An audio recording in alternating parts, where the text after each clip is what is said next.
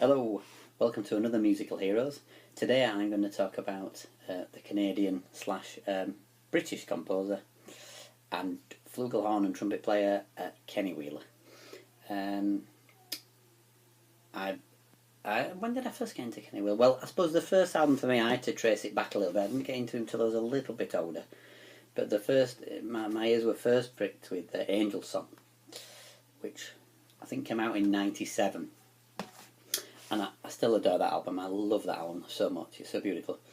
I don't know too much about Kenny Wheeler's earlier life, but I think he played with Johnny Dankworth, and then he was involved in the 60s, I think, in more free playing in London and things with the Spontaneous Music Ensemble.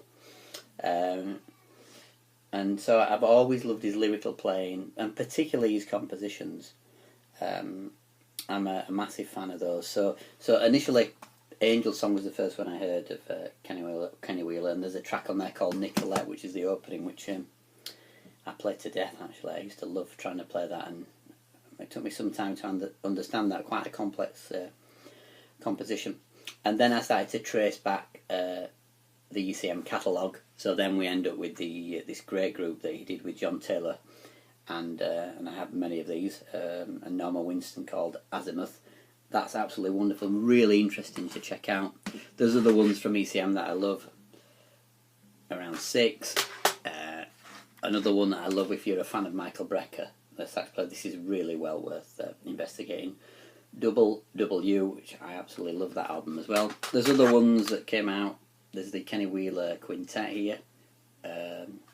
This is another, again, if you can see that, another cracking record.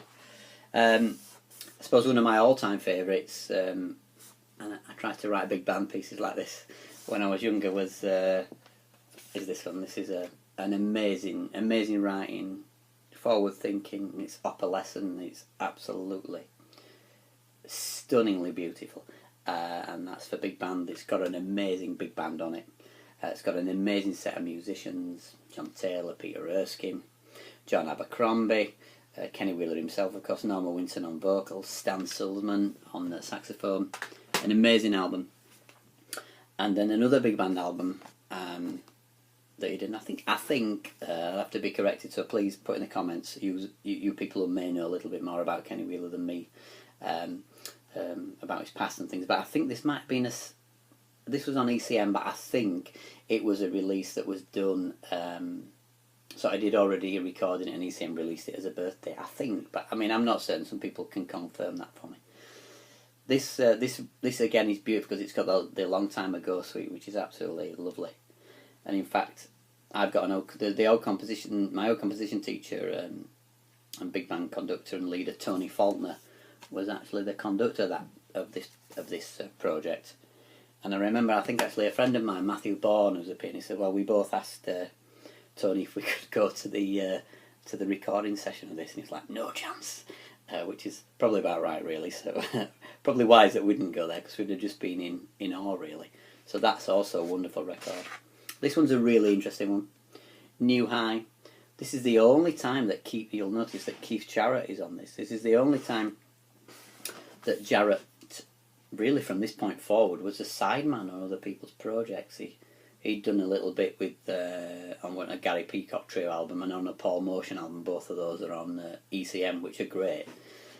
And Manfred Eicher had said to Keith that he should do this, and he sounds amazing on it. But apparently, so in Ian Carr's autobiography, Jarrett said to Manfred Eicher that it really wasn't his thing. I think probably to do with this chordal movement, he couldn't really think of it in this sort of in this kind of lineage fashion. Kenny's chords often change. You need to change scales, often quite regular, so there isn't that tonal centre.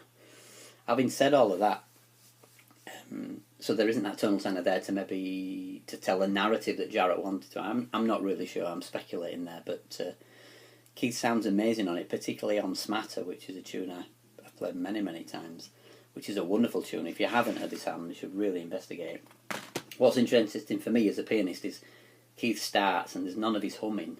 There's none of his wailing that he often does, so he's really not into it at all. And his first phrases are so tentative. He's trying to find a way through this music.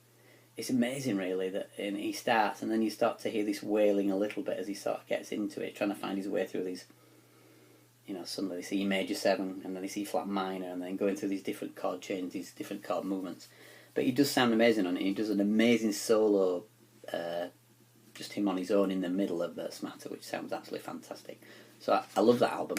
What else? There's so many on record. This is a cracker. This is brilliant. Flutter by Butterfly. It's got everybody's song but my own, which has become a standard. And so many Kenny Wheeler's songs have become standards. Ambleside Days. I love things like Kind Folk, Nicolette, Smatter. And then there was the things he did on Cam Jazz, which are really great. So there's this duo that he did with John Taylor. If you haven't heard that and you're a fan, I would investigate that. It's absolutely wonderful. That's really good. Then they went back and did a follow-up, and actually quite sad really, because this was released when Kenny had died, and then not long after that John Taylor actually died. Thankfully I was fortunate enough with my friend Matthew Bourne, the pianist, actually to see John Taylor a few months before he died and actually talk to him, so that was really wonderful, because John Taylor is another hero, so I'll do a programme about him at some point in the future. But this record, they weren't going to release this, but I think there's some amazing stuff on it, so that's well worth investigating. What else have we got? There's this lovely one on I think this is a French record label, which is great as well. Lovely picture of Kenny and John Taylor on that. I love that album, actually. That's absolutely fantastic. And then ECM did a recent release of this, which got some wonderful British musicians on it. It's also fantastic. So I've always been a fan, particularly in the 90s. I was really a big fan of Kenny Wheeler, and his writing, I was absorbed in his harmonic movement, his vocabulary. It was really interesting. I think he actually studied at some point with Richard Rodney Bennett, who was, again, I could do another musical era on him. He was a fabulous composer, Richard Rodney Bennett. So this is just dipping your toes in my water. I haven't gone through all my collection of Kenny Wheeler, because there's so much. I love his music so much. So I'm going to go listen to Angel Song right now. So thanks for watching.